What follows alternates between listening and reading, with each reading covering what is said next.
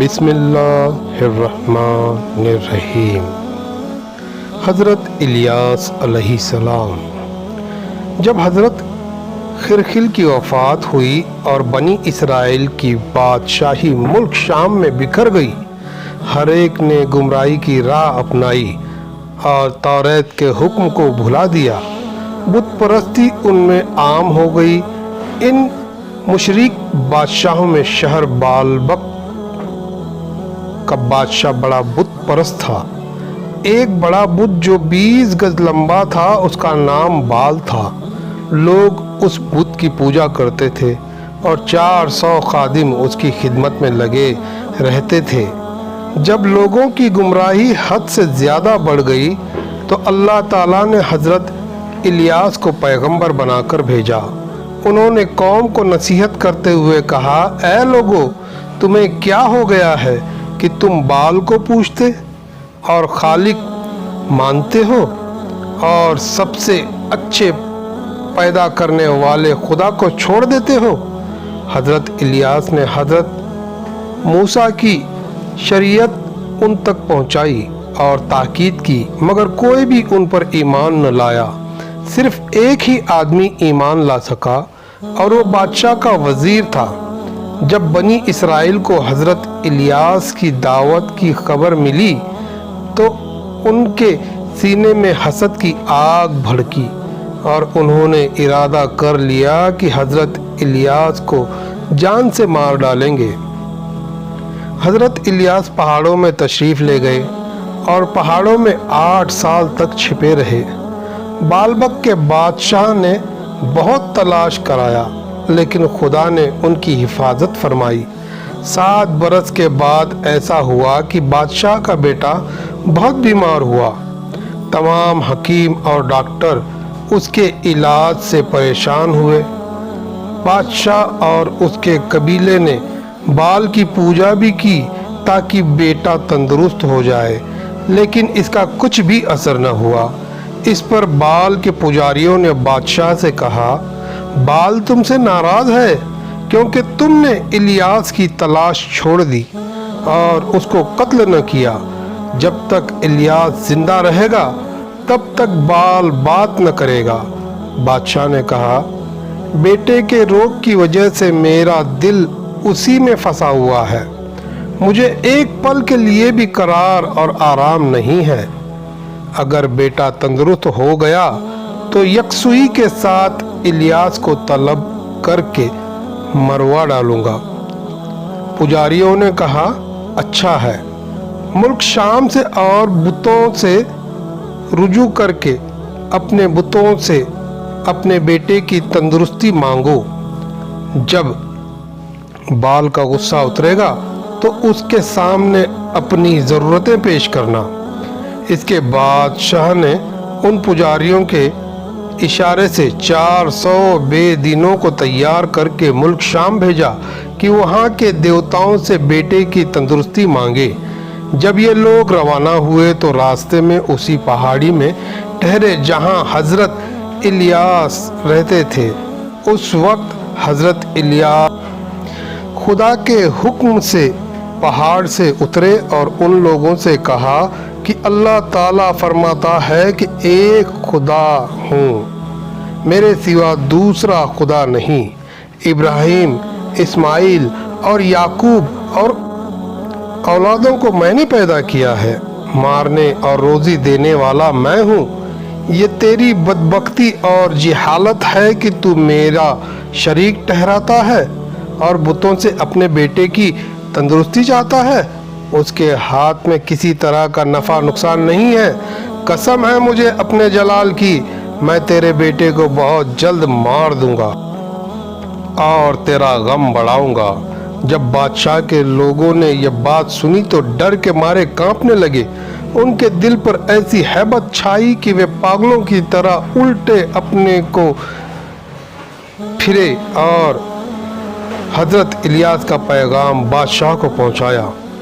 ملک اس ظالم نے حضرت الیاس کے قتل کے لیے قوم کے 50 مشہور آدمیوں کو بھیجا، لیکن اللہ تعالیٰ نے حضرت الیاس کو بچا لیا اور حضرت الیاس کی دعا سے 50 آدمی آسمانی آگ سے بھسم ہو کر رہ گئے۔ بادشاہ نے اسی طرح کئی بار ان کے قتل کو آدمی بھیجے اور ہر بار آسمانی آگ سے وہ جل کر رہ گئے۔ پھر بادشاہ نے ایک بڑا گروہ تیار کر کے وزیر کو بھیجا کہ جس طرح بن پڑے الیاس کو پکڑ لاؤ اور اس کے لیے جو چال چلنی پڑے چلو۔ جب وہ لوگ حضرت الیاس کے پاس پہنچے تو حضرت الیاس کے پاس خدا کا حکم آیا، اے الیاس تو بے جھجک ان کے پاس جا، تجھ کو کوئی نقصان نہ پہنچے گا۔ حضرت الیاس ان کے ساتھ بالبک پہنچے۔ اس دن بادشاہ کے بیٹے کا مرض بڑا تیزی پر تھا۔ کسی کو اس کی مجال نہ ہوئی کہ وہ حضرت الیاس کو چھیڑتا۔ حضرت الیاس حضرت الیاسہ کی ماں کے گھر اترے۔ جب لوگوں کی نافرمانی حد سے زیادہ بڑھی اور وہ برائی سے باز نہ آئے تو حضرت الیاس بہت رنجیدہ ہوئے۔ خدا نے کہا، اے الیاس تنگ دل اور رنجیدہ کیوں ہوتے ہو؟ تو میرا چنا ہوا بندہ ہے اور میں بے نیاز خدا ہوں، مانگ میں دوں گا۔ حضرت الیاس نے کہا، تیری رحمت بہت بڑی ہے، میں اس قوم کا پھر بھی منہ نہیں دیکھنا چاہتا۔ خدا نے فرمایا، اے الیاس یہ کیا سوال ہے جو تو کرتا ہے؟ میں زمین کو تجھ سے خالی نہیں کروں گا، سارے لوگوں کی بھلائی تیرے وجود سے ہے، کوئی اور سوال مجھ سے کر۔ تب حضرت الیاس نے فرمایا، ایسا ہو کہ کئی برس تک اس قوم پر بارش نہ ہو۔ خدا تعالیٰ نے فرمایا، اگر لمبی مدت تک میں بارش روک لوں تو یہ دنیا ہلاک ہو جائے گی۔ اس میں شک نہیں کہ یہ لوگ اپنے اوپر ظلم کرتے ہیں، لیکن میری رحمت تو اس سے کئی زیادہ بڑھ کر ہے۔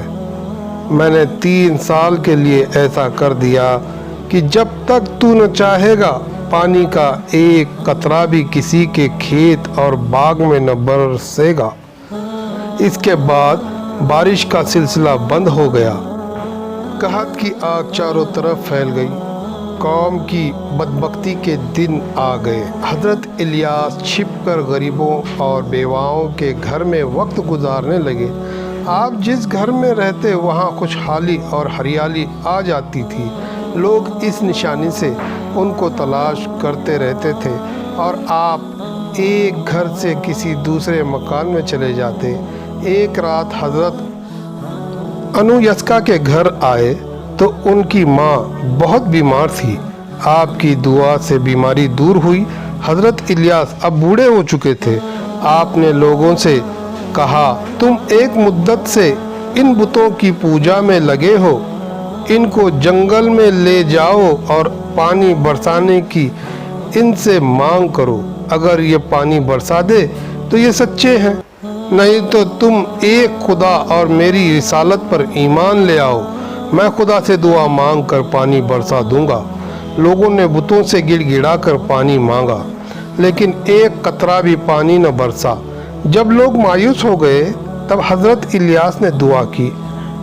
بادل کا ایک ٹکڑا پیدا ہوا اور تھوڑی دیر میں وہ پھیل گیا۔ بارش شروع ہوئی، ملک پھر ہرا بھرا اور آباد ہو گیا۔ لیکن اس کے بعد بھی لوگ گمراہی سے باز نہ آئے اور اپنے وعدے سے پھر گئے۔ اس وقت الیاس نے دعا کی کہ خدایا مجھے اس قوم سے چھٹکارا دے۔ پھر آپ حضرت الیاسہ کے ساتھ پہاڑ پر چلے گئے۔ وہاں ایک گھوڑا ظاہر ہوا۔ حضرت الیاس اس پر سوار ہوئے اور الیاس کو اپنا خلیفہ مقرر کیا، اپنے منہ پر چادر ڈالی اور پھر لوگوں کی نگاہوں سے غائب ہو گئے۔